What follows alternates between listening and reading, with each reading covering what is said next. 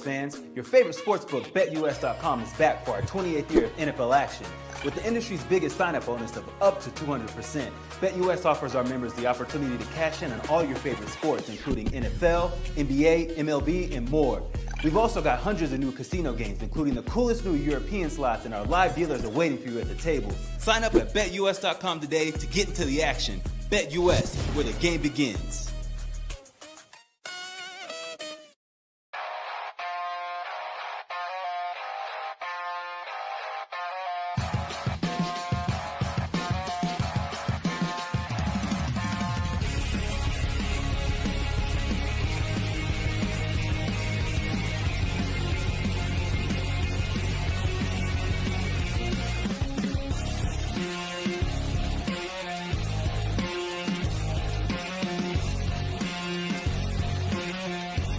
And now, broadcasting live from Las Vegas, the Snake Sports Talk Show with Jake Silva starts now. Go, ladies and gentlemen, we are back at it here again on a fantastic Friday. Jay Steph is joining us. This is the Snake Sports Talk Show, wherever and however you may be watching and listening. Thanks for making us part of your day. We are live on all platforms known to man: Roku, iHeart Radio, and also all social medias for you to like, subscribe, hit the bell button to keep you up to date on future past shows. Wow, Chase, what a game we had last night.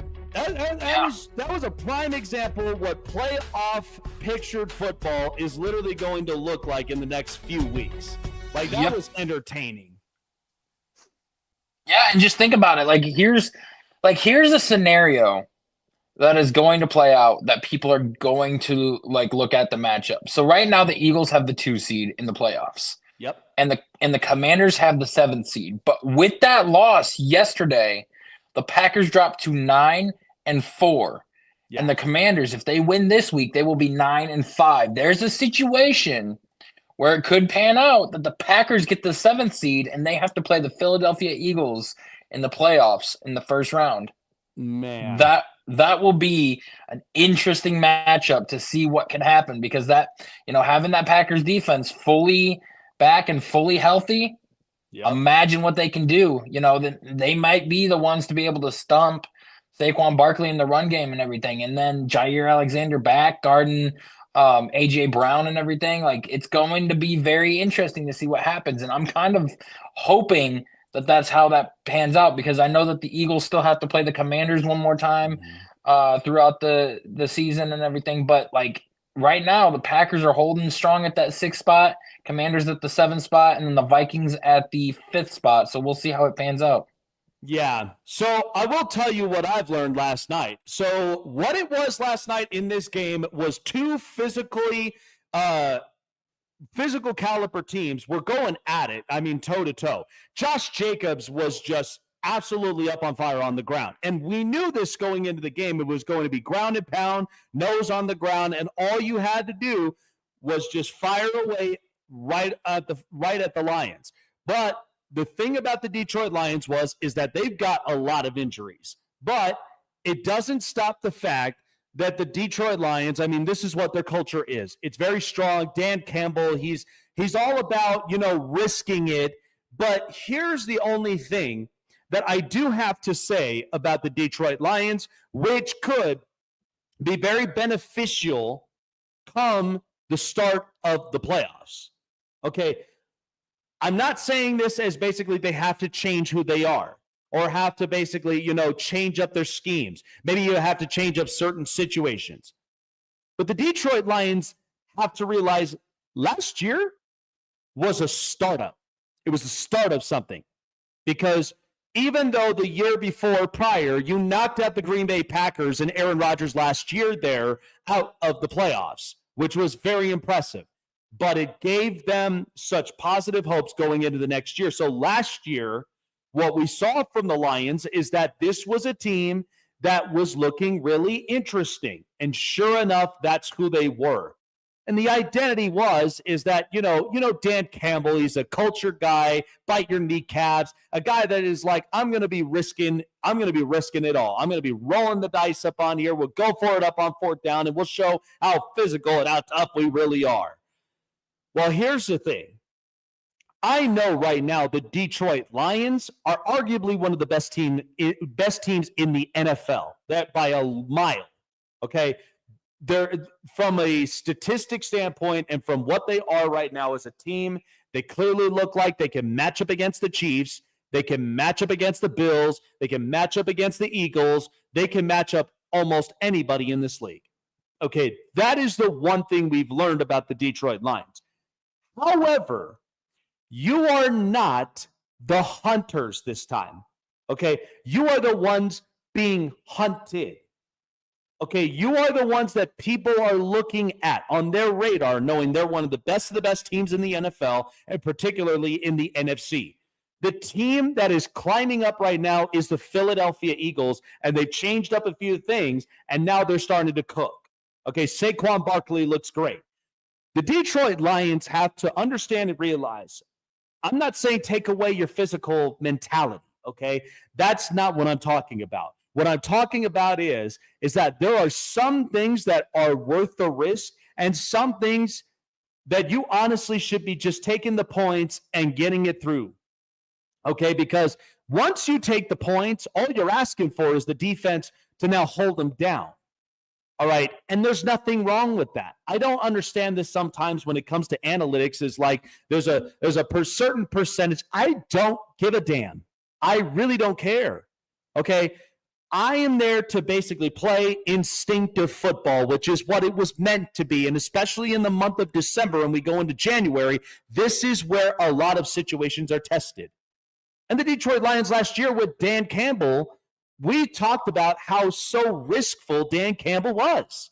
He didn't like taking points. He'd rather would end up going for fourth downs. You remember that game against the Cowboys where they had to go several times up on the fourth down to try to get a touchdown, and then all of a sudden, the Cowboys got bailed out. Remember that last game against the San Francisco 49ers where they had at least a couple of those plays? Wouldn't you have loved it if Dan Campbell had just taken the points, put a lot of faith and trust on the defense that they're going to be shut down? So would I. But this is the state that the Detroit Lions are in. You are arguably one of the best teams in the league right now. Okay, we're talking about this in the season.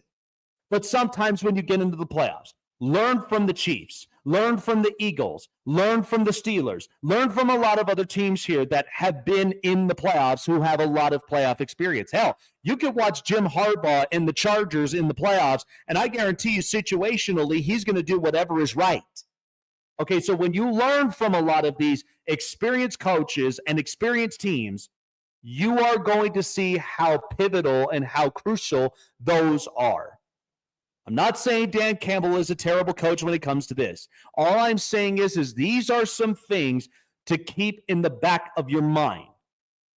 Last year was a fun, aggressive year.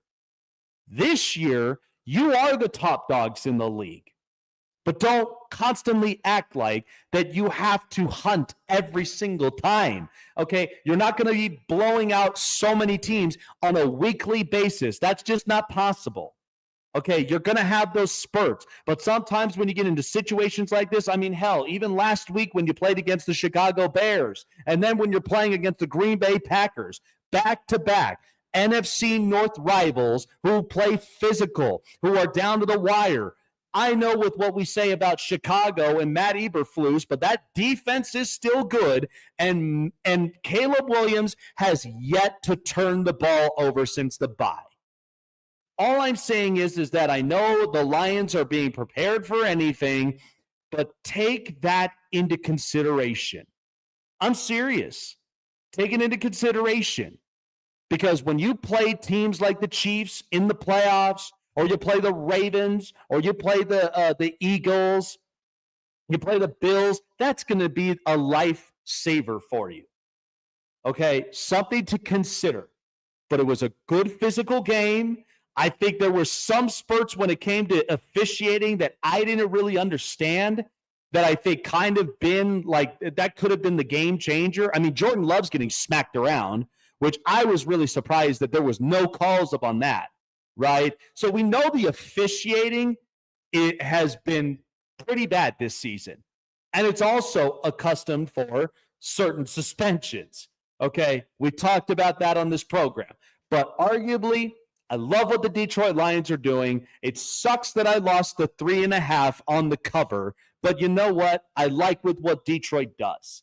All I'm saying is be aggressive, but don't get too caught in the lights of your aggressiveness to where now you lose sight of what is important. Take the points, control the clock, and that's all you really would have to do to beat teams like the Chiefs who won a Super Bowl, the Ravens and Lamar Jackson, and the Bills and Josh Allen. Hell, even another NFC team that you may not think could do that, but the Philadelphia Eagles too. Let's talk about Green Bay. So Josh Jacobs was running the football great. Now the Packers, and this is where part of their playoff destiny is now kind of up and on the line. So like Chase mentioned before we started the show, is the Commanders, they've got a pretty good opponent. All right. And they have a chance to end up taking the spot from the Green Bay Packers. Now, luckily, Washington's on a bye. So next week, they won't have to worry about it as much. But next week, Washington's got New Orleans, okay? And Green Bay, they've got Seattle. So there is some playoff implications there that could change. But Green Bay, Minnesota, and Detroit, 3 of the 4 teams are very good, capable playoff teams. They all are. Chicago, unfortunately, I mean, I feel like they found their quarterback, but they are not quite at that point yet until they find their head coach. So I just think there's a point in time when you look at a lot of these teams by the start of the season. A lot of people did not believe that the Minnesota Vikings, to an extent, and however that they would have put this together, would be a playoff team. So the argument on it is I think the NFC North has definitely outplayed a bunch of teams. They've outplayed a bunch of teams. Vikings, their defense is really good. Okay, outside of the Sam Darnold thing, they're really good. The Packers, they play a lot of hard-nosed football, and even that's pretty damn good. But Jordan Love, the only problem that we have is I do believe he's gotten a bit reckless with some of his passes. And then there's the Detroit Lions, who are arguably one of the best teams in the National Football League. But sometimes I get a little bit concerned of the overly aggressiveness. But however, these are how these teams are built. Physical, controlling the clock, time of possession. That's what they are about, smash mouth football. And, those are important. They're important to an extent that make teams become absolute threats in the playoffs. That's the way it works, and that's how it is. So think about that for a quick second when you start thinking about actual playoff caliber teams, because this is what it consists of. And I felt like what we got last night and that what we're getting all season long was the perfect prime example. It was the perfect scenario. And all those teams have very good coaches. All of them actually have a very good, decent defense.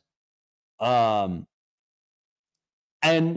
they've got very good quarterbacks. Sam Darnold, I know, is not that highly talented, but you know what? He's good enough. He's good enough to help the Vikings. Then there's Jordan Love, who I've said needs to clean up a little bit of the reckless act.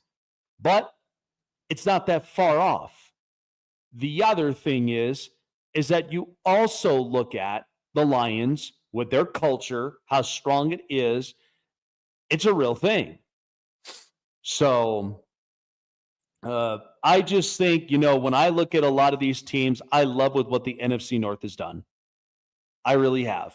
Outside of the Bears, I felt like those 3 of the 4 teams, boy, did they really show this year how truthfully impactful they are, especially when they go into potentially the postseason. And by the way, Brian Flores, great defensive coordinator, really shaped up this defense, changed it. He changed it a bunch, and it's helped. So that's where I would expect that when I start seeing some of these teams, it's going to be a lot of fun. But the NFC North, and just like the AFC West, they'll have 3 teams in the playoffs. That's what we're presuming. But it's going to be fun. I have no doubt in my mind that these teams, they're going to show what they're truthfully capable of. And where we are at this point in the season, this is the way that, like you watched last night, that's the kind of football that makes you not just a team who's finding the success, but it makes you more of the team that you do not want any business with. You don't want any business with either of those teams. I know Green Bay being young, but they play physical. Minnesota, say what you want about Sam Darnold. He's getting it done, but defensively, they're great. And then there's Detroit, who's nobody's stopping them. So, yeah, playoff football right up around the corner. I tell you, man, look, people who evaluated, and again, we did a lot of our team evaluations. I didn't think that the Minnesota Vikings would have looked like this, but it had not been for Tua calling out Brian Flores and Brian Flores turning this defense around. And like I've said, I think Andrew Van Ginkel is arguably one of the best steals in free agency that they got. And they've been playing very good. And what's proving is Sam Darnold had such bad personnel all throughout his career that once he came into Minnesota, he was rejuvenated, right? And he takes a year in San Francisco under Kyle Shanahan's system, but goes to Kevin O'Connell, and now there's a market for Sam Darnold. I mean, he was scheduled to be a backup to begin with, though, because they were gonna ride the hot hand and go with JJ as the starter, That's right. and make sure that he was prepared and ready to go. And everybody closed the book on Sam Darnold and thought that he wasn't gonna amount to anything, and that the Vikings weren't gonna be successful. I mean, you could attribute some of the wins to him and saying like it is on him, but I think you could take 3, if not 4 of those wins and attribute it to the defense and the way that that's been, because like I'm telling you, like this team is like, they're not going to do anything in the playoffs, but I do think that they, could win maybe 1 game. Yeah, no, that's right. Like I could see them winning 1 playoff game. And it's funny because you think about it, there's 3 teams in the AFC West. Last year, there was 3 teams in the AFC North that made it. But you're always going to have at least 2 teams from one division make the playoffs every single year. You cannot have it to where you can't have that, because it used to be with 6 seeds and everything, you could have, a different team in there every single time. But going throughout the playoffs and everything now, you can't do that. Like right now, it's the AFC West. Last year was the AFC North. This year it's the NFC North.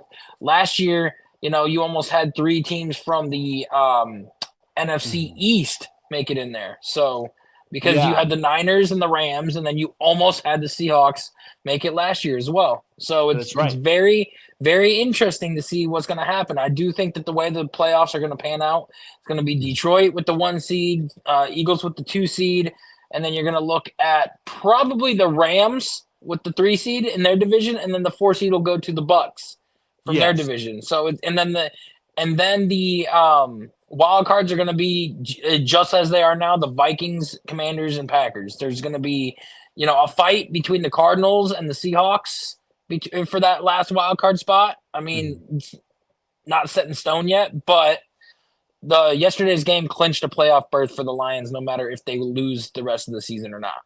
Well, and it's funny because, I mean, the idea is that, Sam Darnold was coming in here for a reason. Yeah. Right? He would be a backup. He'd be a bridge, and just to groom J.J. McCarthy when he was ready. Now, of course, suffers a season-ending injury. It sucks, but hopefully he will be at his best come next year. But getting the chance to learn. Yeah, and the whole point of it was, now the other crucial part is that they lost their left tackle, Christian Darrisaw, for the year. What did they do? They went and got Cam Robinson. So they tried to fill in a lot of those holes as they could because they know this is a very good team. They know that this team can be physical and they could put up points. But I just think it's fascinating. And the other thing is like we could say what we want about how young Green Bay is. And by the way, fantasy owners had to be so pissed off when Jaden Reed got nothing last night. Not a target, nothing. Dude, he messed up my parlay so badly. and I'm telling people, like, everybody's just like, he's their number one wide receiver. He's their number one. I'm like, no, it's either Christian Watson or it's Dontavian Wicks. Yeah. And right now, like, even Romeo Doubs is getting more looks than Jaden Reed. And I'm like, what the heck? There's so many of these young receivers. But the thing is that this is what happens when you are on a young roster. They're going to spread the ball out even more because they don't have a solidified number one. I will make the argument. I think Jaden Reed is fantastic.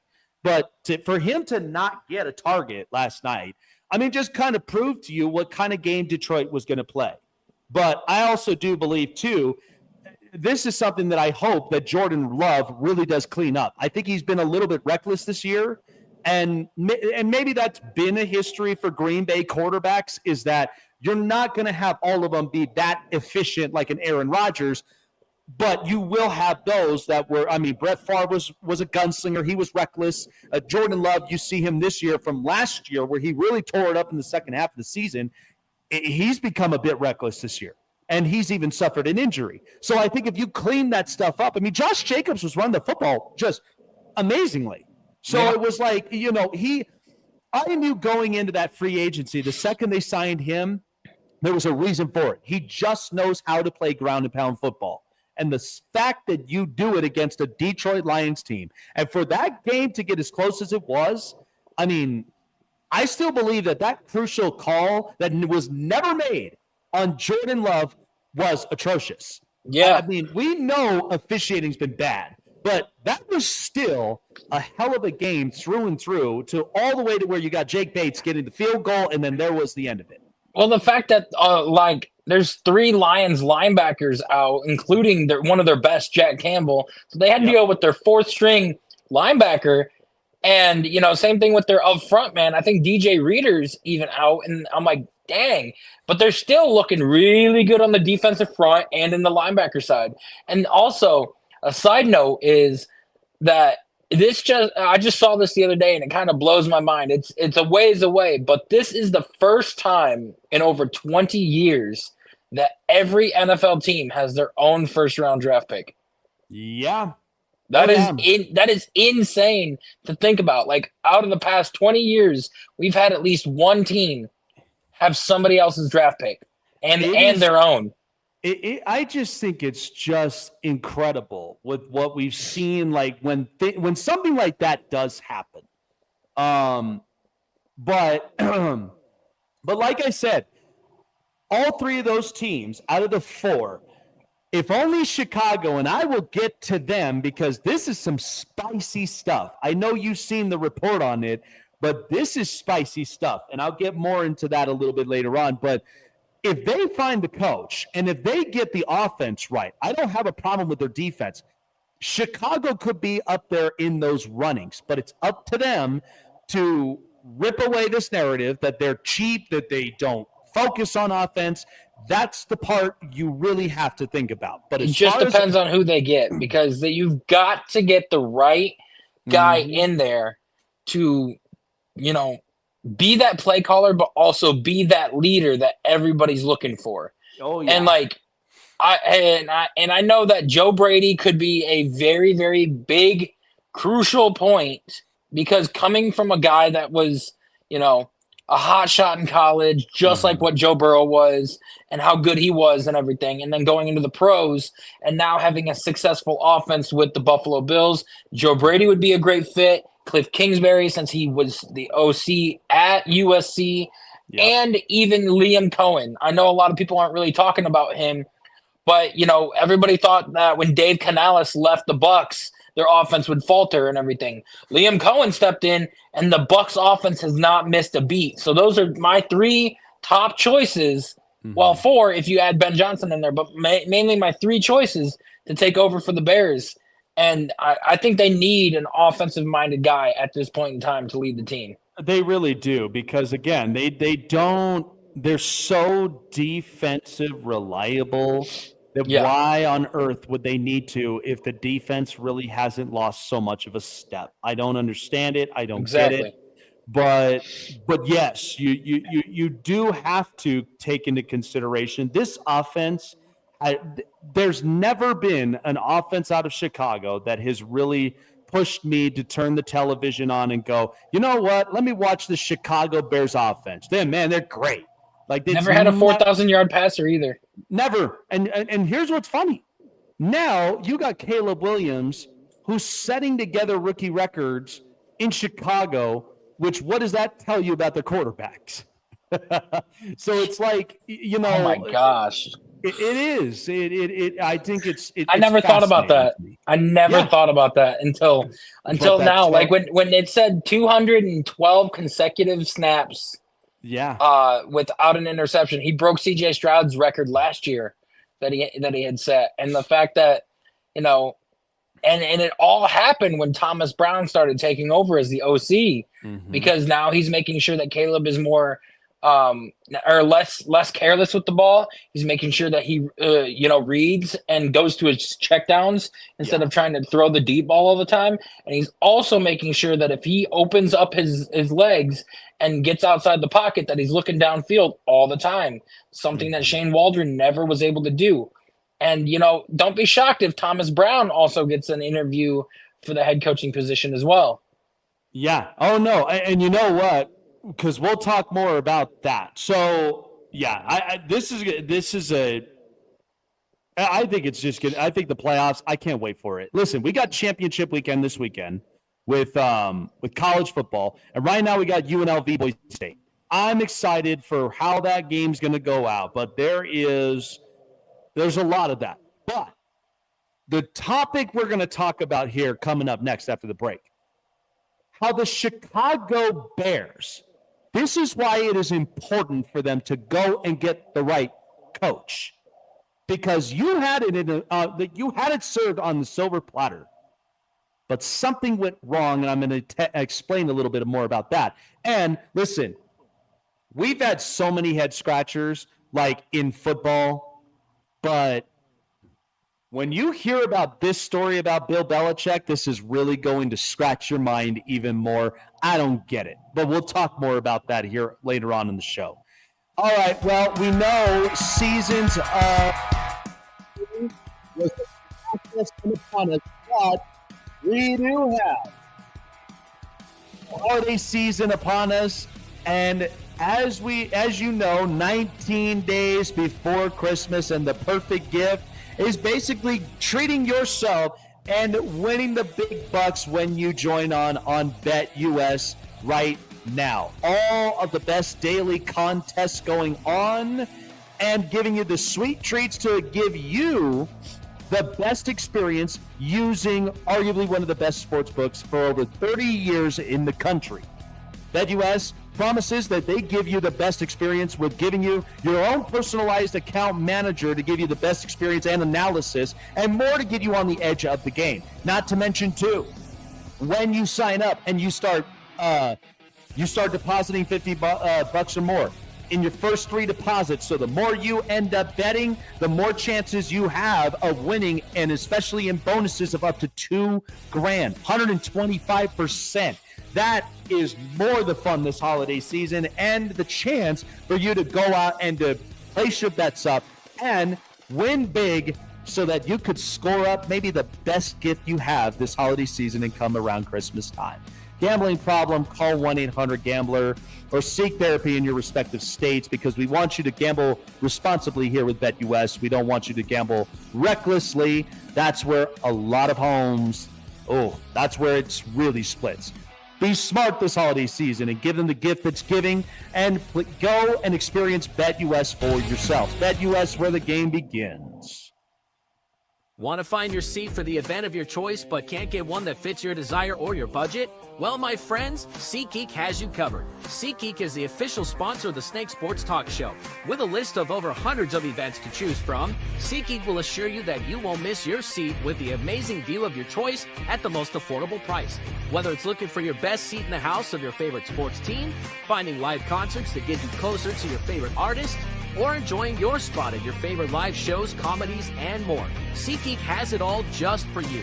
Go online to SeatGeek.com or download the app on your mobile device through Google Play and the App Store. And as a special offer before checkout, use promo code SNAKESPORTS and save yourself $20 off of your purchase of your first ticket, and experience why SeatGeek is the most trusted ticketing app for your next event. Remember, that's SeatGeek.com, and download the app on your phone with promo code SNAKESPORTS for $20 off and find your seat with SeatGeek.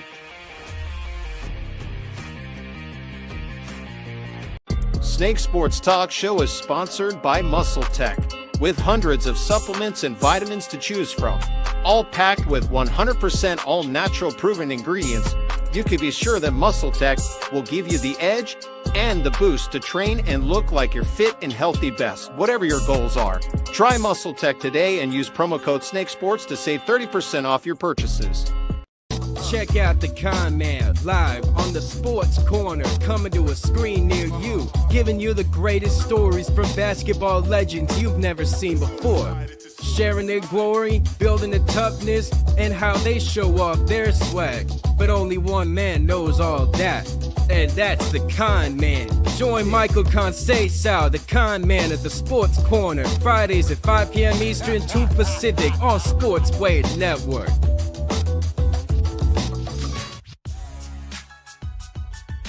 Prime predictions around the corner here on the Snake Sports Talk Show. So some interesting stuff, Chase, and here's what we're going to end up talking about from here. So we talked about the Chicago Bears, and we can't stop talking about the Chicago Bears because why?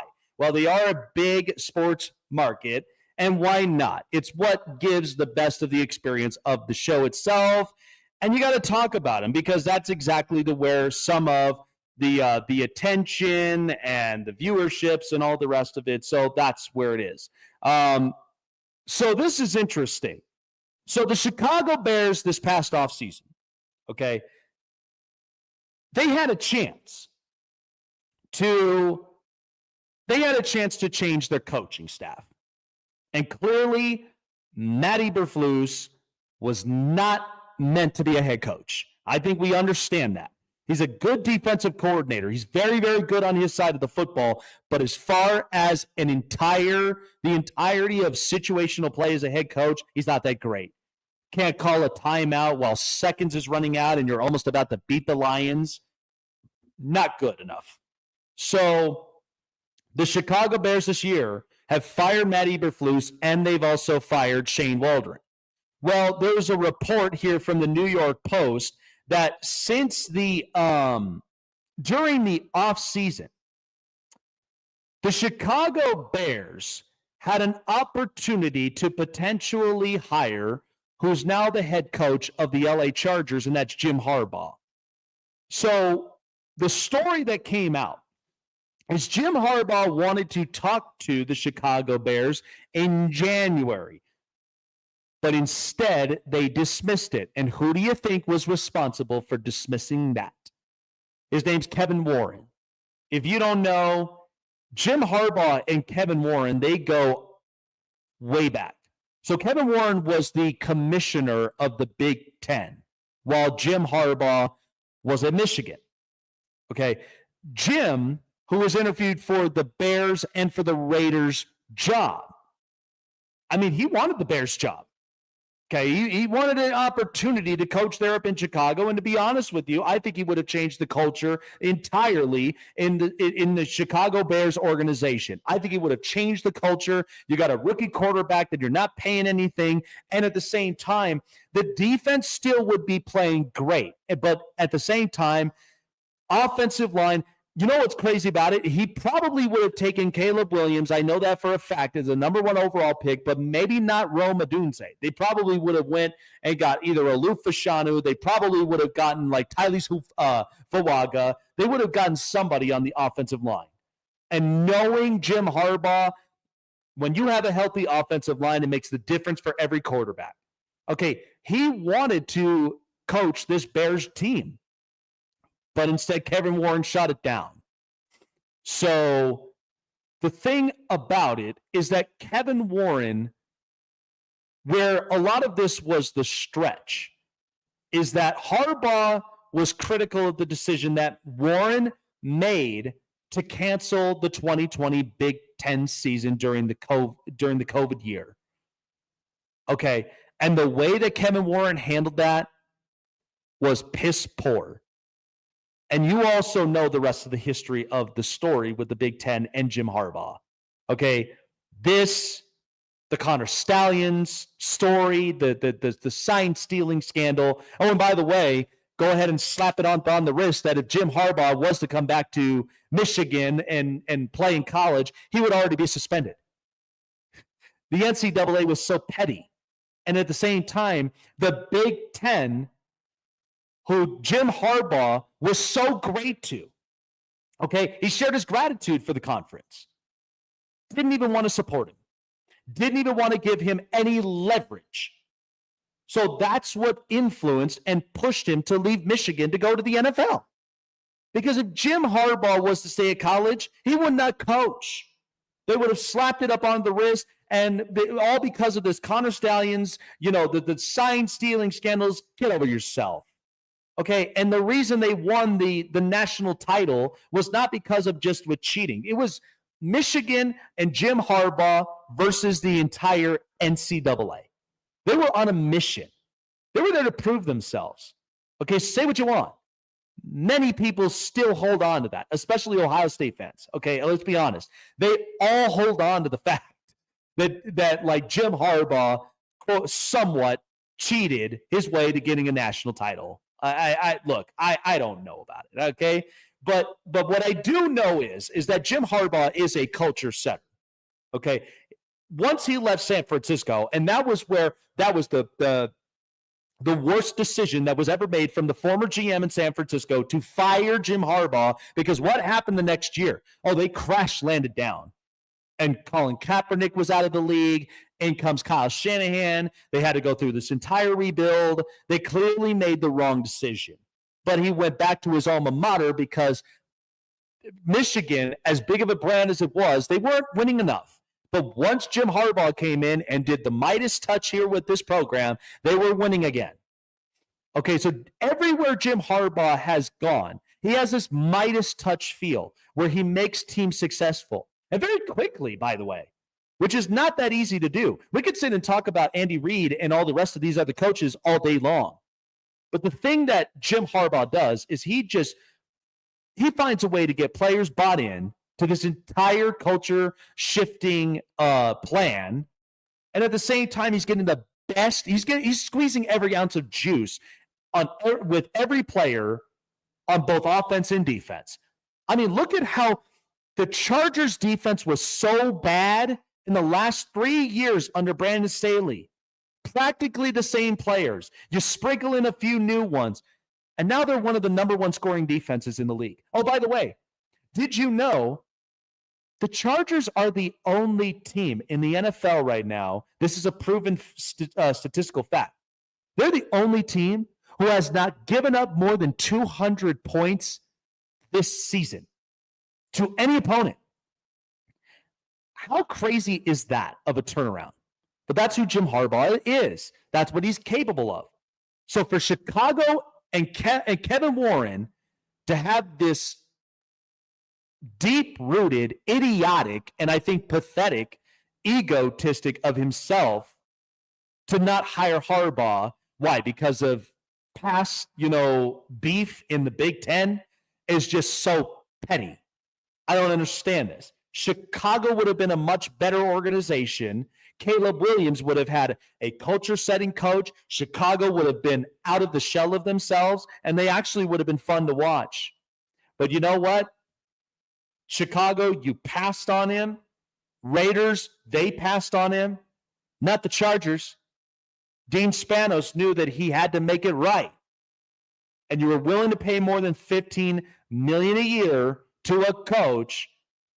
But that's where the best part of money buys into that. Shifts of culture. Now the Chargers are 8-4, and the Chicago Bears are 4-8. Big drastic change. Makes you think a little bit what it could have been had you put your ego aside and really had a culture shifter like Jim Harbaugh. Chase of the news. This is the Hot Press. I think it's crazy to think, Chase, how you and I have gone back and forth with college football. But sometimes, and you and I know this, there are those egotistical people that are in the building that if they can't let go of past beefs and move on with the future, this is what happens. And I just feel like Kevin Warren, he's not letting that go. And I think and what's crazy about that is, look at how much fun that Jim Harbaugh's having with Justin Herbert. He is. Could you imagine him with Caleb Williams like this? Yeah, I could. And I do think I want to address something real quick. It's not just Ohio State fans that were pissed off about the whole Michigan thing with him cheating. You're defending him because he's your coach, and I get that. And not only that, but look, we can't deny the fact. And look, I watched the documentary. Connor Stalions is so he's such a brainiac. He's got the smarts, and for the fact that he's outsmarting a lot of these teams. And look, we talk about this with baseball. Remember when the whole the trash cans, the sign stealing, and all of this? What's to say that every team in Major League Baseball doesn't use similar signs, but they could mean you know what I'm saying is you could. It's a lot harder to do it in baseball though, because not every and it's not just the fact that it was the signs. It was the fact that the Astros, Jose Altuve, was wearing a wire, and you could even hear, you could even read his lips and everything. He's just don't rip my jersey. I got a wire on and everything. They were proven cheaters, and the fact that they didn't even take away the championship that they won because they were proven to be cheating. There's an asterisk on there already. But here's the thing: it's a stained championship, and I think we can all admit that, because I even said this to Dodger fans, because they were give the championship to the Dodgers. Why? Because when you cheat, you should not get a championship. But what this means is, it seems to me when you want to chase for a championship that's so stained, you know what that's like? That's like you and I. That's like saying to I'm saying to you, Chase, is you saw what kind of act I committed, and then all of a sudden you're trying to claim something here. It's like a murder crime. Okay, I left my hands, there's blood on my hands. You want to touch that too? It's you get kind of tainted in that. But that's why I'm saying I would not want any part of that stained championship whatsoever. Leave it alone. Put an asterisk on it. I mean, people already summed that up already. But when you look at what I'm saying is, it's not only just in that particular, but look, there's basic signs, but sometimes they could mean different communications though too. And I've learned this even being in high school baseball. When our coaches, there were similar signs other high schools were using, but they meant different communications. Not all of them actually elaborated the same. Because if that were the case, then that means you and I are using probably the same Babbel app that we're using the same languages, we're speaking the same thing, and it's just huh? Well, it was also the fact that they had somebody out in center field with binoculars looking at the signs and everything because you couldn't see it from second base from the angle that you were at. Now, the whole Jim Harbaugh thing is it was more or less like he knew about it but didn't say anything and just let it happen. It's kind of like the whole Joe Paterno and Jerry Sandusky thing. He knew about it, he just didn't say anything, and he let it happen. That's the whole thing. Jim Harbaugh is going to get suspended for 4 years if he returns to Michigan and everything. I think that you should be punished if you cheat and everything. Just like I was surprised the Patriots weren't punished for Spygate, for spying on the Jets playbook and everything, for what they did. They should have been punished as well. They should have been punished for Deflategate, and they weren't punished for that. Only Tom Brady was. But you know what though is the only thing that I can say is that Jim Harbaugh knows how crucial that is, and look, maybe he's right. Maybe he didn't even know anything about it, because that happens to a lot of people. Some things that kind of work in those ways sometimes are not in the views that you and I are in, right? Something could happen tomorrow, on the show. If somebody was literally hacking us and you and I didn't even know about it, and then all of a sudden we just got somebody else's footage. How am I going to say to that? Of course, I'll take the brunt, but it's because it's my brand, and because I'm not going to want my entire brand get punished and everybody that's represented in it. You see what I mean? Jim Harbaugh may not have seen that, but he's also not afraid to serve that suspension because it's he doesn't want any of his players punished. He doesn't want his personnel punished. He just wants to be able to go through that. Whatever it was, look, if it came to certain stuff, I would hire Connor Stallions in a heartbeat. I know it sounds crazy, but he's so smart. I'm telling you, if you haven't watched that documentary, you got to watch it. I'm telling you. The brain power this individual has, I think, is just immaculate. But people can't figure that out. That's the thing. Nobody could figure that out, and then they're slapping that on their wrist, and then all of a sudden you throw this massive suspension on Jim Harbaugh. What did you think he was going to do? Of course he's not going to come back to college football. Why would he want to sacrifice that many days of his life to where he could enjoy a vacation with his family, he could get multiple days off, and by the way, he's also coaching a group of men. Yeah, and it's funny that people are going to say oh well, if he spends 4 years in the NFL, his suspension will be up. No, his suspension will follow him to whatever team he goes to. It's not just going to end after 4 years.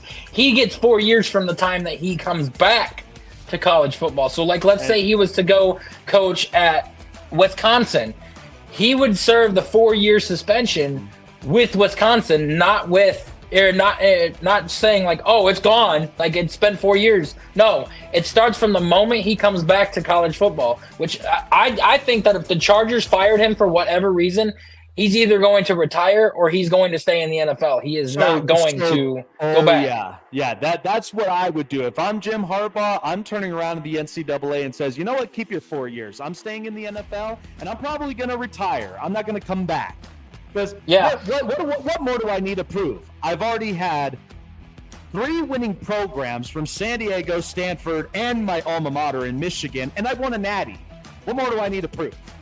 You can take and been to a Super Bowl. Exactly. So, yeah. And it's just, but the whole San Francisco 49ers thing, you could say that it kind of went downhill, but then Kyle Shanahan did take him to 2 Super Bowls, hasn't won one. Regardless. He did, but that time, it was a different GM. Yeah. And he made the wrong mistake, all because he listened to the wrong voice. He didn't listen to the coach, which Jim Harbaugh, is not an idiot. So by the time they fired him, look how drastic that Niners team looked after that. Kaepernick was out of the league. There was injuries that were suffered, and it was a mess. And they won their division for 4 years in a row. So just imagine what's going to happen when that Chargers roster gets up the top tier. They could compete with the Chiefs. But anyway, let's get into the news. We've had 2 major baseball news today. Clay Holmes just recently signed with the New York Mets, I think on a 3-year deal is what it said. And then Shane Bieber is now back with the Cleveland Guardians on a 1-year, $14 million contract after undergoing Tommy John surgery to end the season this year. Now, is that an arbitrary contract, if I'm not mistaken, with Shane Bieber? No, he was actually set to be a free agent completely. And they just brought him back on a 1-year deal, said that he wanted to be in Cleveland and he had some unfinished business. And I do believe that if he had been healthy, we would have seen an entirely different ALCS with the Guardians had he been able to pitch. So it's going to be interesting. Teams are, well, here's the thing. This now calms this whole thing down that people are not spending money. Yes, they are. Oh, and by the way, one thing that I do want to bring up, and I don't know if it's on your list of news, but you know what I'm talking about. But one list of news that I would like to bring up at some point. But teams are spending the money, but it's where that money's going towards. So Clay Holmes switches from Bronx to Queens. So the Mets, and you know what the Mets are so kind of notorious for this, is that usually sometimes whomever that the Yankees kind of dump off, the Mets really just kind of pick up the goods afterwards. So, but this is good though, because at least the Mets will have a more viable bullpen, and bullpen is very important. So, but at least for the Cleveland Guardians, you get Shane Bieber back, and I think you already have two legitimate starters who we saw this year who actually took a bigger jump. And you know what? That's actually pretty damn good for Cleveland. So hopefully we can see Shane Bieber post this surgery. If he gets back on track, then I know Cleveland, they'll run away with the Central but then again, the Tigers are creeping up. The White Sox, come on, give me a break. But with all the young guys that we got in the minor leagues, Chase DeLauder, our first-round pick that we had from 2020, and he's just now getting fully healthy. He's been a really big bat in our outfield. You got Travis Bazzana that's going to be coming up to the majors next year, and with Shane Bieber back, that's going to give us Shane Bieber, Gavin Williams, Tanner Bybee, and Ben Lively. Yeah, Tanner Bybee, You're going to be looking at a lot of guys that are going to be, great for this rotation. And, and with Shane Bieber being a former Cy Young winner and everything, and, at the start of the season, he was already 3-0 to start the season before his Tommy John. It's going to be very interesting. Switching over to the other news, I'm not a big hockey guy and everything, but I saw that the Chicago Blackhawks had fired their head coach. What is your thoughts? Yeah. Oh, man. Look. Sometimes, we are in the holiday seasons. Can we just gift something good for Chicago for once? Look, the White Sox, can we gift them an owner that cares? The Bulls are going to fire their head coach next or something. Oh, my God. But here's the thing, though. Is I don't understand. Chicago is actually a pretty beautiful place. It really, really is. If you go to some of the shops, the restaurants, hell, deep dishes, all that. It's such a good vacation spot. Been there. But the thing is that these historical places, like the Blackhawks, the Cubs, the Bears, and then hell, even when you look at the Bulls haven't really been themselves post Michael Jordan. Yeah, let's be honest here. They had Derrick Rose, which was so much fun to watch when he was in his prime.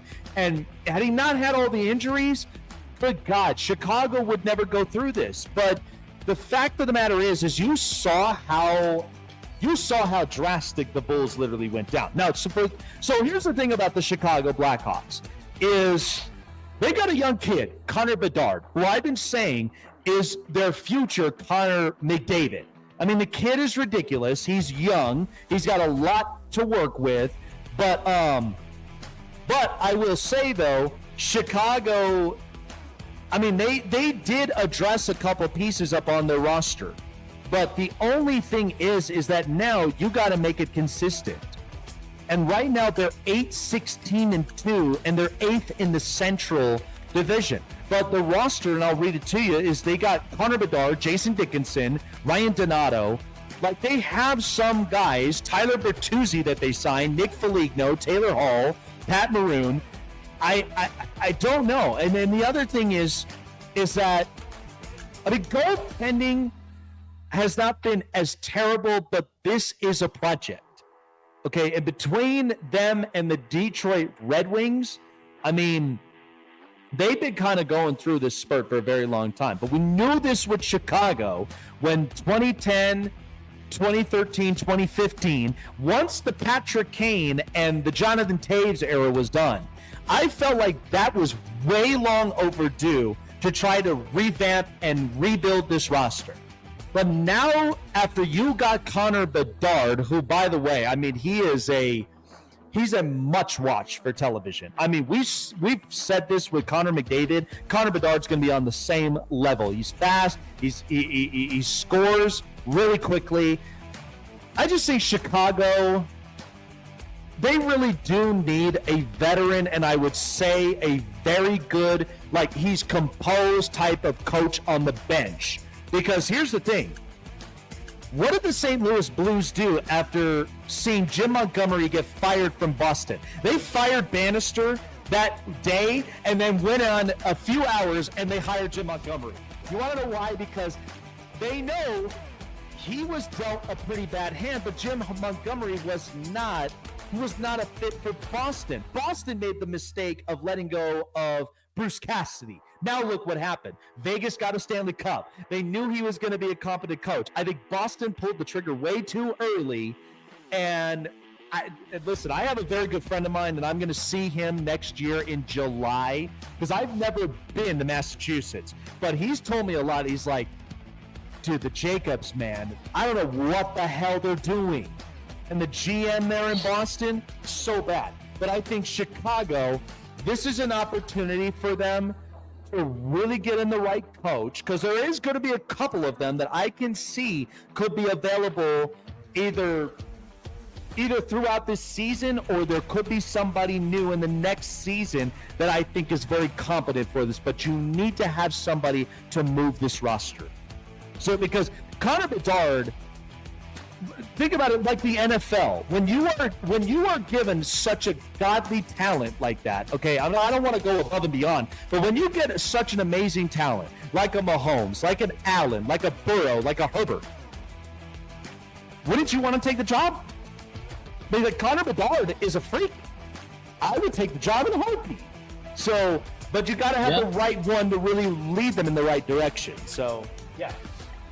Yeah, and in terms of spending money, and this is the last piece of news, so in terms of spending money, there's two things I want to address. The first one is that from what I have heard from people that I know that live out that way, is that the owner of the Oakland Athletics, formerly Oakland Athletics, did not want to put any money into the team and or stadium because he wanted them bad, so that way the team would be forced to move out of Oakland on purpose, so that way that he could get a publicly funded stadium, aka Las Vegas, and now he's willing to spend money now that they are out of Oakland and open up his pockets to make this team a championship team, because by the time that this team is going to be successful enough to compete for a World Series, they will be over in Las Vegas, and it will bring a lot of crowd and a lot of revenue into the stadium. And then the other thing that I got in the terms of baseball is there's another team in the area where you live in Colorado, Coors Field.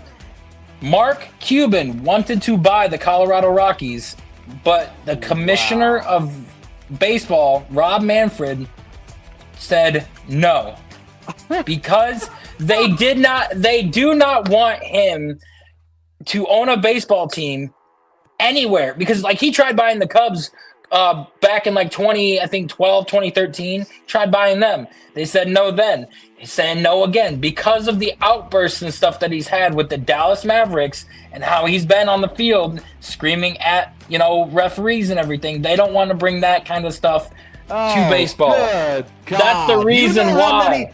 Oh my God. Look. Here's what I'm going to say. can't we just get over ourselves with this crap? I mean, baseball managers are screaming and yelling at umpires all the time. It's their job. Okay, what more do you like? I don't get it, man. Like, Mark Cuban wanted to buy a baseball team, and they won't let him. Is this just a 2024 thing, or is it like? Because listen. Well, no, because he tried buying the Cubs back in 2013 for the same damn reason they said no. That's what I'm saying is I feel like because your generation and mine, like with both of our generations, this is ridiculous. Because it's like, you know what this sounds like?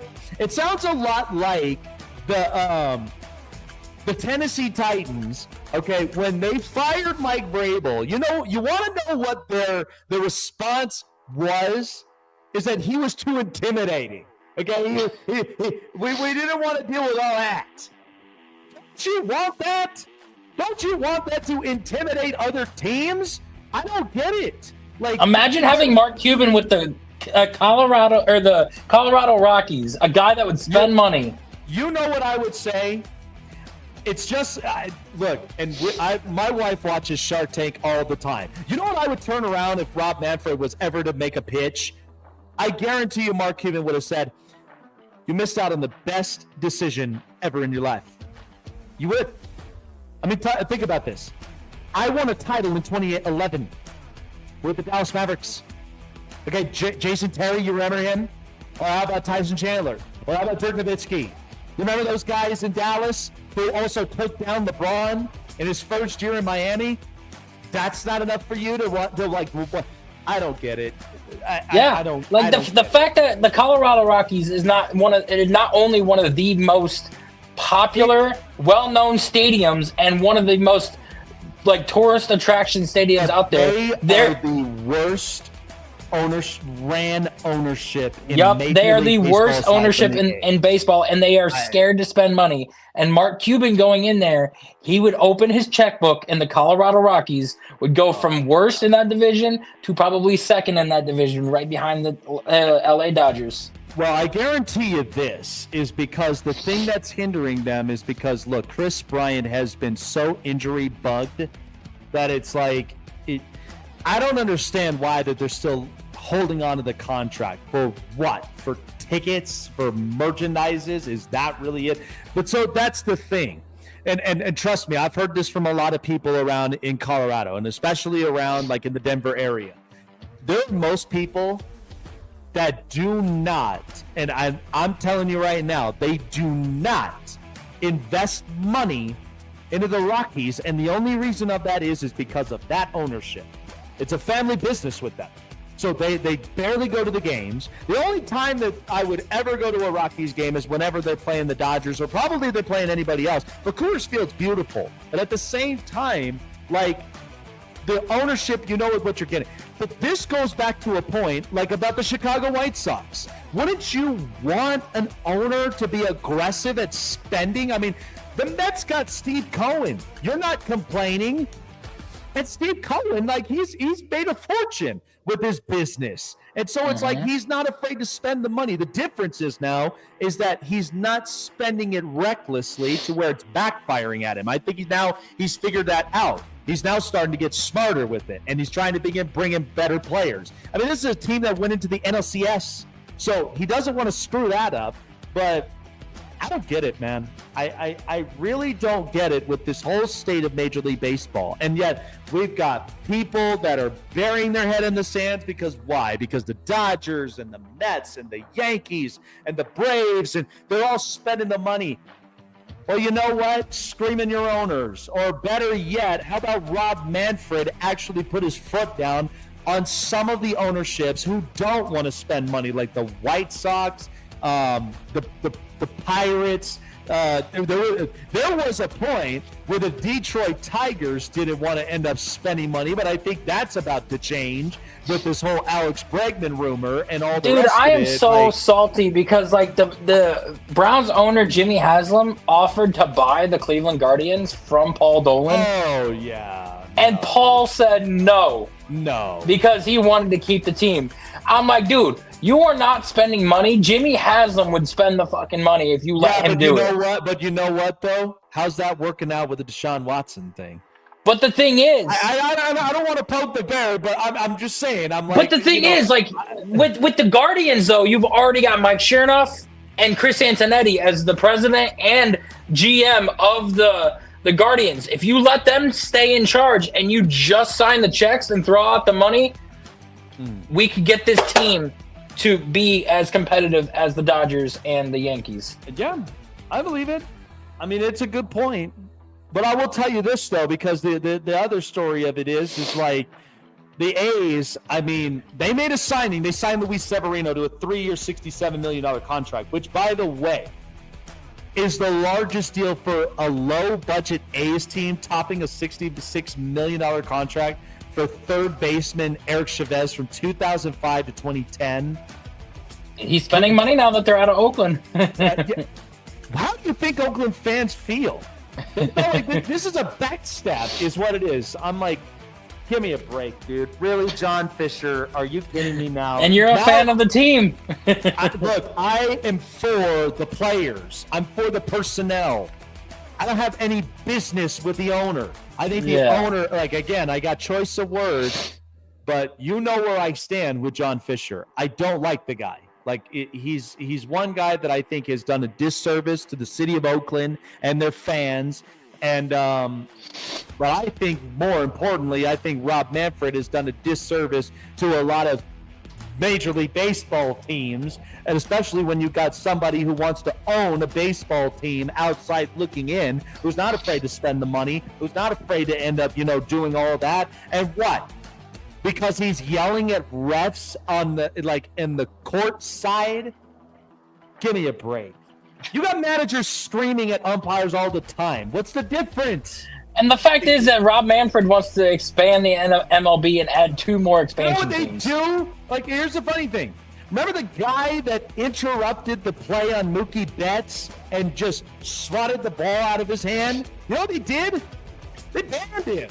They basically banned him for the one game. No. They banned him for like the rest of the year and all of next year. Yeah. And so that's the thing is like, because he's like, I gotta defend my corner, all right? You're gonna ban that guy anyway. Okay, and look, he got his 15 seconds of fame, whatever. Like, I mean, not able to go to a game next year. That's crazy. This is Mark Cuban of Shark Tank we're talking about here. We're not talking about some Joe Schmo drunk, obnoxious guy out in the seats of Wrigley or all over, just pouring beer on everybody, acting like an obnoxious drunk out there. Like, stop. And Mark Cuban would be in the suite anyway. It's not like he's going to be down by the field. No, and that's the thing. He doesn't even have to be that involved. He's there because he's smart. He's got a tech business. He's got all of that, and he's providing the money. I'm telling you, if Rob Manfred's never watched Shark Tank, he probably should now, because that's probably the worst decision I think he's going to regret for the rest of his life. So, yeah. Yeah, look, man, he won't. Major League Baseball won't let Mark Cuban own a baseball team. So that's ridiculous. Whatever. Yep. I don't get it. Chase with the news. This is the Hot Press. So we've been on fire, at least, with all of our prime prediction picks, and we are just getting heated up. So here we go. Let's go. Let's turn it up.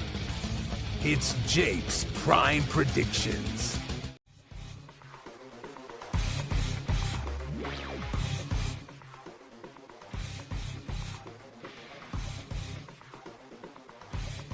So I know the New York Giants, they don't have a quarterback, and I know that they're probably going to end up drafting one by they're going to end up drafting one right after the season is done. But here's the thing that I will say. I'm going to take the Giants here at the +4 against the Saints. I do believe the Saints will win this game, but as I'm looking at with the pass rush and as I'm looking at with how the Giants, they have a multitude of problems here. But here's the other thing. It's not Tommy Cutlitz who's quarterbacking. It's Drew Lock. Now, the other thing is, the Saints, I mean, they're not in any particular spot either. They're without a head coach. And so there's nothing that they're playing for either. But at least I got Brian Dable. I think it'll be interesting to watch. I do believe the Saints might win, but a 4.5-point margin. Give me the Saints to win 23-21 on the road in MetLife Stadium. But keeping it close, I'll take the Giants points.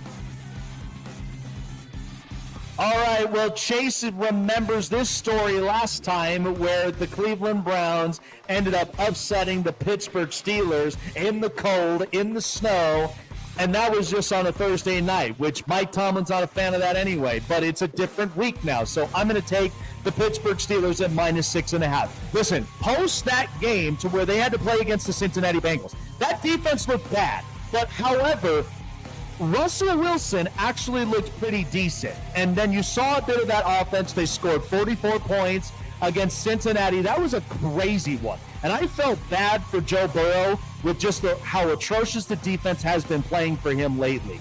But the Steelers, I think they pick back up where they left off. They're going to play up against Cleveland, but this time around, it's on a Sunday, not a Thursday. I think the Pittsburgh Steelers at home against the Browns is going to remind them why they are a competitive team. For one, because they want to get back against them. I know Chase is probably screaming and yelling, probably some explicatives. I get that, but hey, he's excited. I'm going to take the Steelers to -6.5, 28-20 at home. Okay, so here's the thing. So Kirk Cousins looked really bad last week against the Chargers. What makes you think that he would literally bounce back up against his former team, the Vikings? I'm going to take the Minnesota Vikings -5.5. Listen, Kirk Cousins in 2 games has 0 touchdown passes and 6 picks in 2 games. That is terrible. And a lot of people, and that's a rating of 40. People are already calling for Kirk Cousins to get benched and to start Michael Penix now. Okay, the Atlanta Falcons, I mean, they played pretty good against the Chargers, but the Chargers were so decimated with their running back out. Their wide receiving core is not as great. But the Minnesota Vikings, the difference with this is I got Justin Jefferson, I got an offense, I got Sam Darnold who's distributing the football, and I got a defense that really is going to give it to Kirk Cousins. I don't think this is going to be quite a return home Kirk Cousins would have wanted. I think Atlanta does get exposed up in this one after an atrocious week last week against the Chargers. And I think the Vikings at home, give me the 5.5 points. I'll take the Vikings to win 27-20. All right, so we know the Raiders are basically playing for something. They're playing for playoff, or they're playing for the draft list. But at least the Buccaneers, they are wanting to make a statement to trump over the Atlanta Falcons and take control of the South. I'm going to take the Buccaneers -6.5. So with Mike Evans back, the offense does look better with Tampa Bay. And the defense, still young. They're still out there making plays. But that's where the offense, when they lost Chris Godwin and Mike Evans, they were not the same offense. Now, the Raiders, I mean, the only thing that I can tell you is they have been putting up a fight.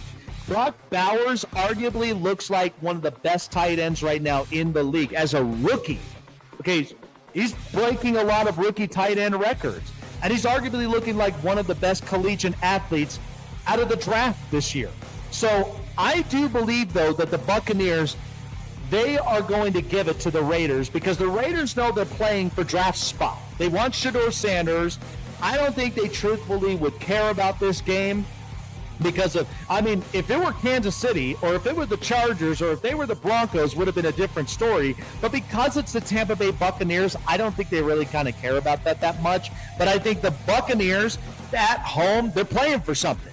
They're playing for the division. And this is the opportunity to do so. I'll take the Bucs here, 6.5, winning 28-20 over the Raiders. Well, I will tell you what, Bryce Young has been cooking in the last 2 weeks. 13 points, though, for Philly. Ouch. I'm going to take the Panthers to cover the plus 13 points. Still, the Philadelphia Eagles will be winning. Listen, what people are not realizing is that since Bryce Young's bench and coming off the bench and taking over, Bryce Young's rating is a lot better. He's barely turning the ball over. He's actually finding open spots. So much for a bust, they said. Bryce Young's actually playing better football than we anticipated. Now, for the Philadelphia Eagles, they are comfortable up at home. I know 13 points, it sounds like a mouthful. But the thing is that the Eagles, to a lot of these points, Saquon Barkley is great. I mean, he's tearing it up. He's making the case to being the league MVP. But with how Bryce Young's been playing, I don't think that's crazy to say that I think Carolina's got something in store against this tough Philadelphia team. I love Philadelphia in this spot, but I hate the 13 points against Carolina. Give me the Carolina Panthers to cover it, but Philadelphia wins 24-17. So the chances are Trevor Lawrence is not going to be coming back. He probably will be shut down for the end of the season, and I figured that's where it's going. I'll take the Titans here at -3.5. I don't trust so much of Will Levis, but here's what I do trust. I do trust parts of their defense. We know they were decimated with injuries, but this is still a good defense. With Jeffrey Simmons and with multiple others on that front line, the Titans can get to the quarterback. And the Jags, they have a multitude of things that's wrong. And which is why, do you really want to rush Trevor Lawrence back out onto the field after what we're just seeing right now with the way that the Jags are basically getting coached, they're getting played? I'm going to take the Tennessee Titans at home, and I think this would be a pretty comfortable, convincing win, 27-17 against their division rival. And Mac Jones, I have a feeling, will be starting at quarterback, so I know with what I'm getting with the Jags, but I'll take the Titans for this reason. Now, we know the Dolphins did not end up playing their best, but they are at home. They are at least on their own turf. I'll take the Dolphins -6. Now, against the Jets, who we know has been atrocious all season long with Aaron Rodgers, at least they're not playing in New York. That would have been a completely, totally different story. But the Dolphins with Tua, you know that this team missed their quarterback. But here's the other thing, too. Mike McDaniel is actually kind of coaching for his job. Why? You know his record against teams that are above 500? He's 1-15. So we know he's coaching for his job, and he wants to get this team into the playoffs. So he doesn't want to get fired that easily, and a lot of people have been saying his coaching scheme on all levels is so bad. I think this is a good get-right game against a division rival, the Jets, at home. It's different if this was on the road. I would be taking the other team, but because it's in Miami, sunny weather, give me the Dolphins here 27-20. So last time the Seattle Seahawks upset the Arizona Cardinals, and you know what? I feel like the Seahawks might do it again on the road. I'll take the Seahawks at +3. The thing about this is that the Seahawks are getting a lot of their pivotal pieces on defense back. But the other thing is, all Geno Smith has to do is he has to distribute the football, and he has to distribute it very efficiently. Mike McDonald, he was on a hot streak to start the year. Then in the middle, they were kind of dealing with a bunch of injuries and inconsistencies.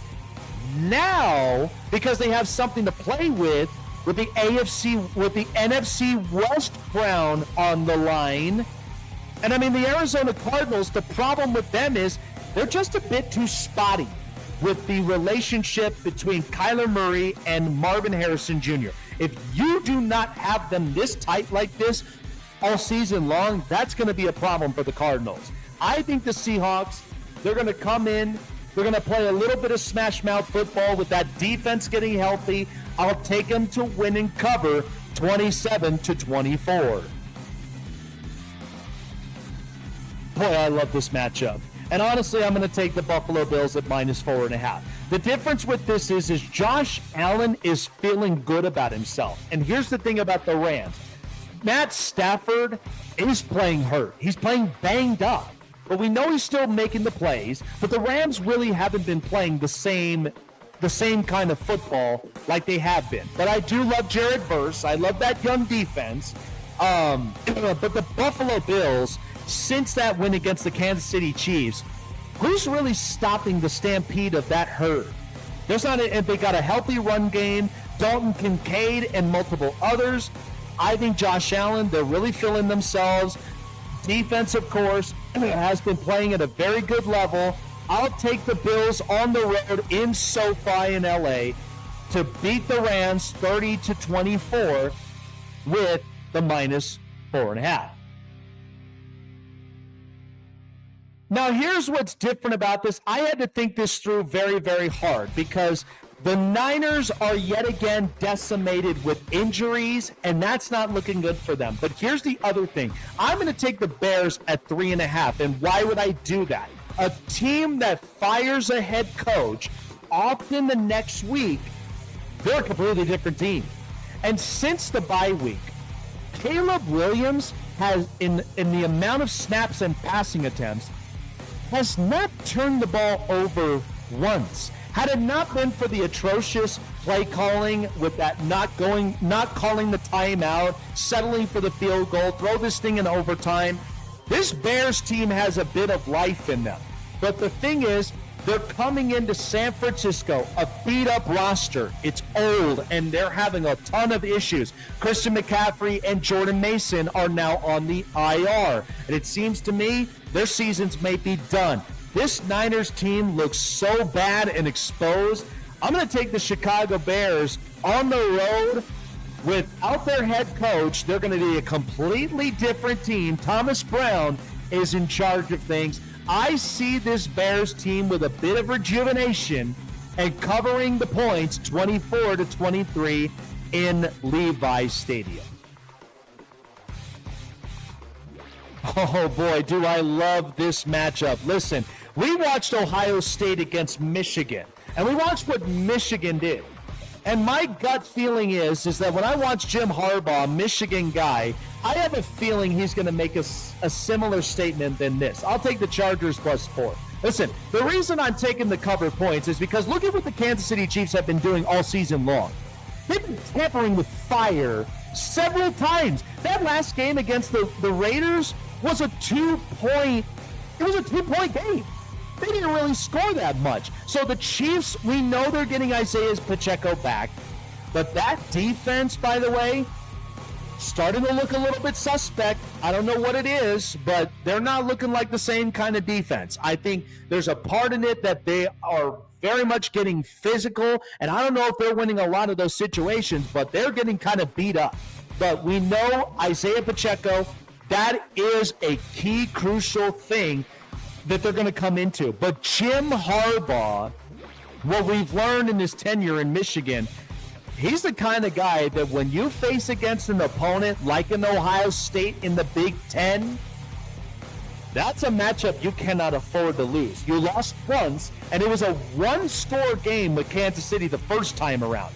I think the second time, this may turn into his style of the game. I got the Chargers to upset and cover in a loud Arrowhead Stadium, 24-23 against Patrick Mahomes and that Chiefs offense. That defense, by the way, with as short as that week was, they played very good, and they're the reason they bailed the Chargers out against the Falcons.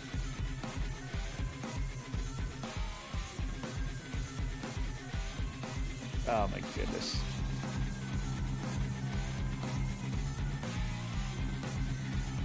So a Monday Night Football game that honestly I could care less about, but honestly I'm caring more about, Joe Burrow here in this position. I'm going to take the Bengals at -5.5. Listen, the Dallas Cowboys, they're playing up for draft reasons, and the Cincinnati Bengals, we know, would like to have a get-right game. I mean, the offense looks so good, but the defense is so atrocious. We know they're playing up against a beat-up Dallas team that doesn't look that great. The defense, by the way, I'm sure they're probably going to be playing their best, especially when you got Cooper Rush at quarterback. But at the same time, it gives them an opportunity to really kind of up the stock on a lot of their offensive pieces.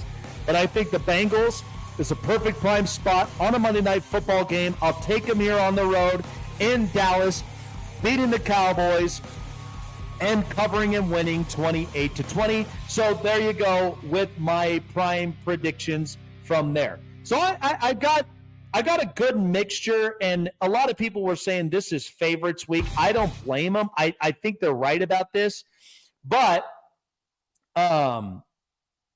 that's what I've got thus far with all my prime predictions. So I've got the Giants covering as underdogs.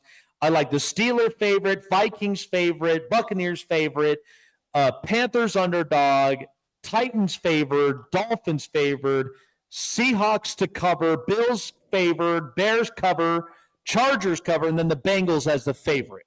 I think it sounds about right. I mean, I'm going to take the better quarterback at the end of the day, but the games that I know that could be so crucial and tight is that Chargers-Chiefs game, because the Chiefs, man, they only won by 2 points against the Raiders. That's the part that concerns me. And that defense for the Chargers, by the way, was the reason they beat Atlanta. That offense wasn't moving, but the defense, had Tariq still not gotten that interception and ran it to the house, they would have lost that game. But that's why the Chargers defense is as good as they are. Now, the one thing is that the Bears, once you fire a head coach, the identity looks completely different. So that's why I think Chicago, you're going to see Thomas Brown coach this team up. It's a banged-up Niners roster, which is sad, and that's why I think the Bears might actually get the best of the Niners on the road this weekend. But I know you got some thoughts on you. I read that message there, bud, and so I know you 28 points is just absolutely insane, because the thing is, like last time on that Thursday night before the snow even hit, Myles Garrett had 3 sacks on Russell Wilson. They were putting a lot of pressure on Russell Wilson and that whole Steelers roster. The receivers weren't getting open downfield. They only put up 19 points and everything. Look, the Browns defense isn't nowhere near as good as what it was last year, but they're not. They're not giving up 28 points to the Steelers, especially with the way that the Steelers offense has been. There ain't no way in hell that they're giving up that much. I could see the Steelers winning, but I don't see them scoring 28 points. Well, here's the thing. Okay, this is where, and this is classic Mike Tomlin. He doesn't like Thursdays. Okay, he has such a horrible record on Thursday Night Football. It's so bad. But when you're on a Sunday, it don't matter. You're playing in the Berg, okay? You're playing in there in Steel City. They're going to want to come out hungry. They're not going to let that loss slide. I'm telling you. I don't think – I know Cleveland, it was a laugh, for a minute, but I think once you get into Pittsburgh like that, outside of a Thursday, that's where I think Pittsburgh does play their best. The only way that they're scoring that many points is their defense. That's the only way that they're scoring that many points. Here's the thing. They're coming off of a week where they scored 44 against Cincinnati. It's the worst defense in the league. Of course they're going to. NFC North matchup. Of course they're going to. It's the worst defense in the league. Of course they're going to score 44 points. The first time around, if we had Jameis Winston as our quarterback rather than Deshaun Watson, we would have scored 40 points on the Bengals. Are you kidding me? Oh my God. How many teams have scored 30-plus points on the Bengals this year? The Commanders have. The Ravens have. The Chargers did. The freaking Steelers have done it. Every team can score 30 points on the Bengals. That's not saying anything. Look, we know that Bengals defense is practically Swiss cheese, and that's just all because of Lou Anarumo, but still, I'm again, it's a division rival nonetheless. Okay, when you play up against Cleveland, Cleveland wanted that more than anything, okay? Let's be honest here. But then you go into Cincinnati, which is just about, what is it, south, northward of Cleveland? South of Cleveland. So you go southward. You're only taking a bus or an Uber down southward and playing Cincinnati, and you put up 44 points up on there after you just got limited to 19 by Cleveland. I'm just saying, look. No secondary, a defensive line other than Hendrickson is trash, and their only good linebacker is Michael Wilson. And we were missing JOK, our best linebacker, and we still shut down the Steelers. Like, all I'm saying is, like, I don't see them putting up 40-something points unless, they get 2 pick sixes like the Broncos did. It sounds more like Myles Garrett shut down the Steelers. Pretty much, but even still, like, the point still stands. Now, the other thing I got is I think the Cardinals will get a get-back game against the Seahawks. I think that'll be a close game, but I got the Cardinals winning that one. I've got the biggest upset of the NFL in NFL history, and I've got the Panthers upsetting the Eagles, beating them in Philadelphia. God. I took the points, but I don't know that in Philadelphia, in that atmosphere. Listen, I have been very critical of Bryce Young, and I think that he, has played better. Yeah. But, I think that you go toe-to-toe and almost beat the Chiefs, and you put up 27 points against them, and you go against, a couple of these other teams that have decent defenses, and you're putting up, numbers against them. It's saying something, especially with a Buccaneers team that has a good secondary and one of the better safeties in Anton Winfield Jr. And you put up a good 20 points against them, and you were, you had the ball. All you had to do was have Chuba Hubbard not fumble, and you win that game. So I think that if anything, I think that he can go in there and put up some points. And I feel like this is the big trap game for the Eagles. They're going in there thinking that it's a surefire win. They're not thinking anything of it. And it's, you always know what happens in NFL history when teams get underestimated.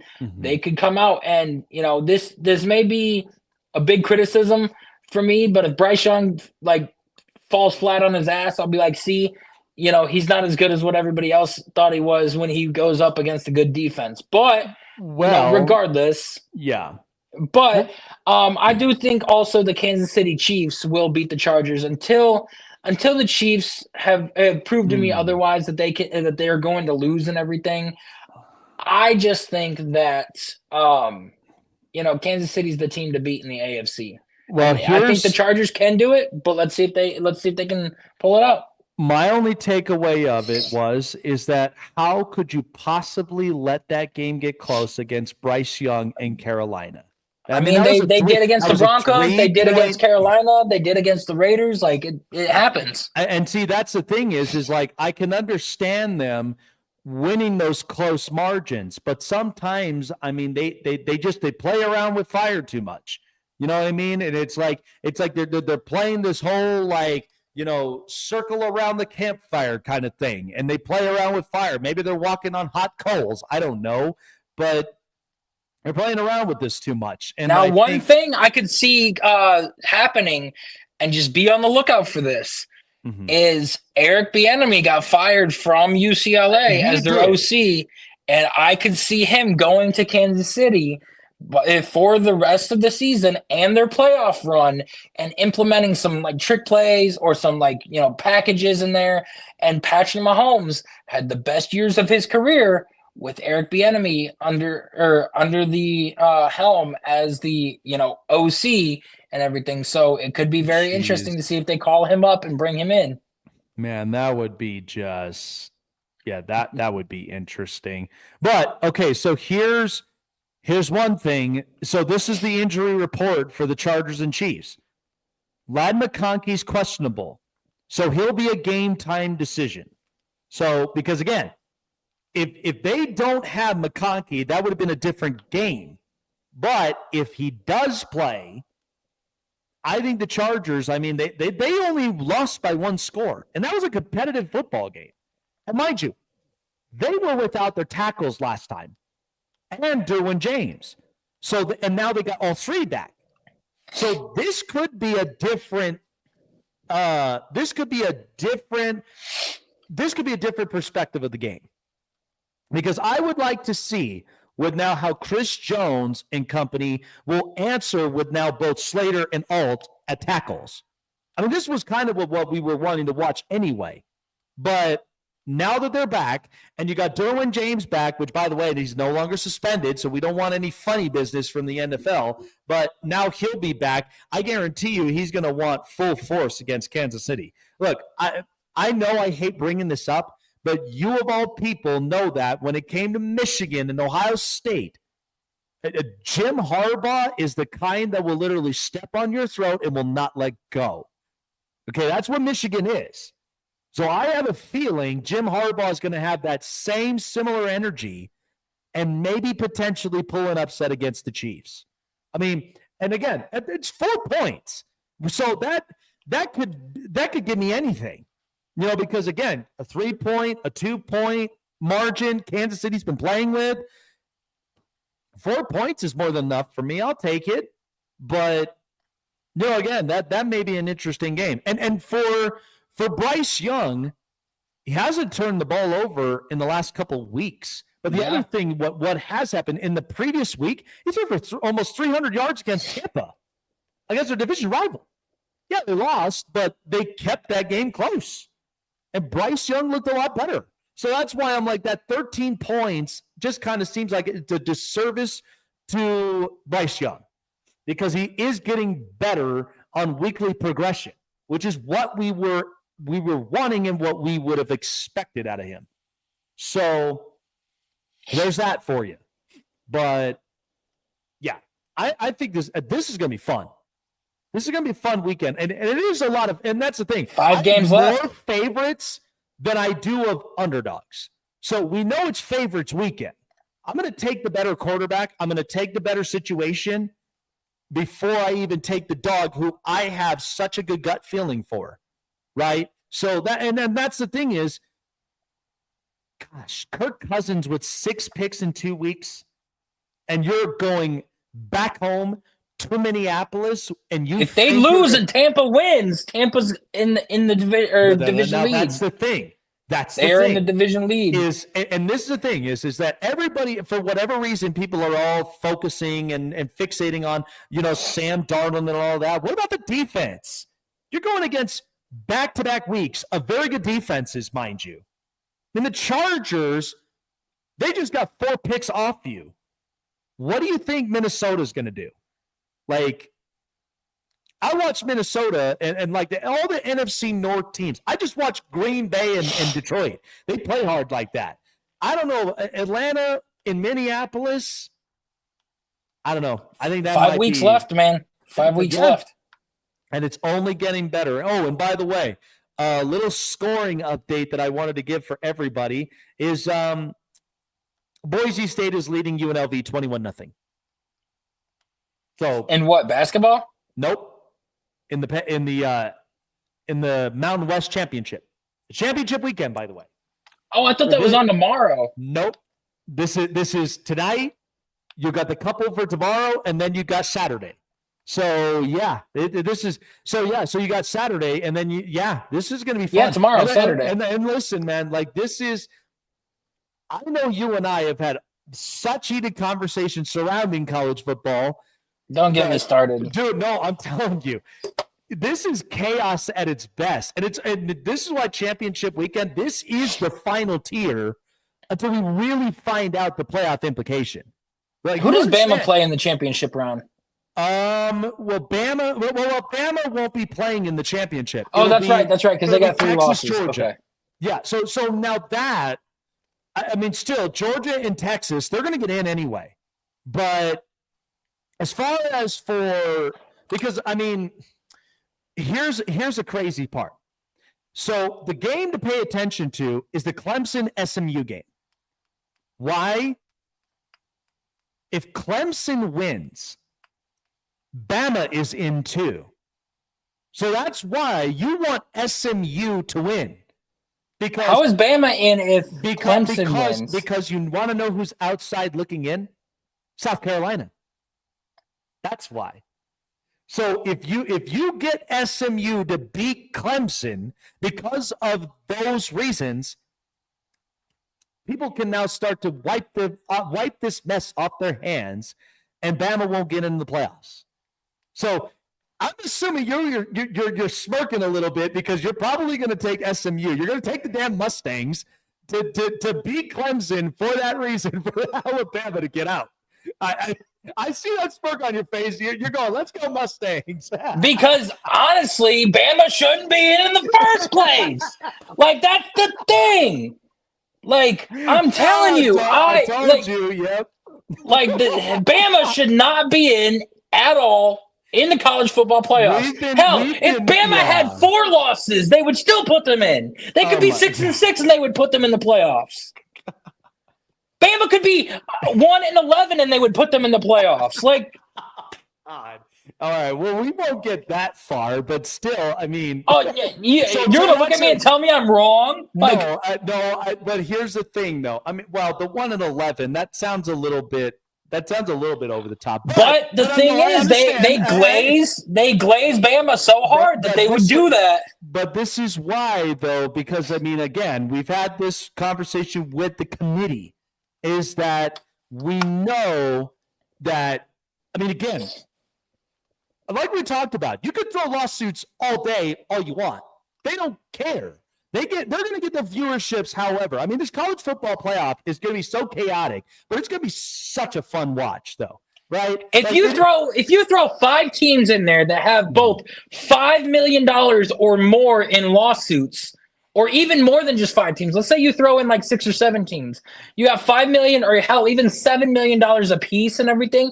You're looking at over a total of like more than $50 million that you are losing out on because you decided to put a shitty ass Bama team in the playoffs and everything. Like, you're losing out on $50 million. Yeah, but you know how I'm making that up? I'm making that up by Georgia and Texas and Oregon and Penn State.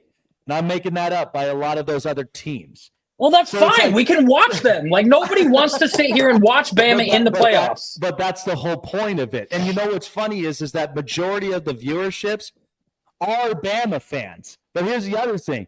Other majority of those viewerships are not Bama fans who still want to watch them lose. I'm not watching that Bama game. I am not watching Bama in the playoffs at all. Every time that they're on, I'm going to shut off my damn TV because it is so stupid that they can make it in over all these other teams. And I gave the example before, back when Ohio State lost 1 game to Michigan State and they had 1 loss. It was an 11-1 season.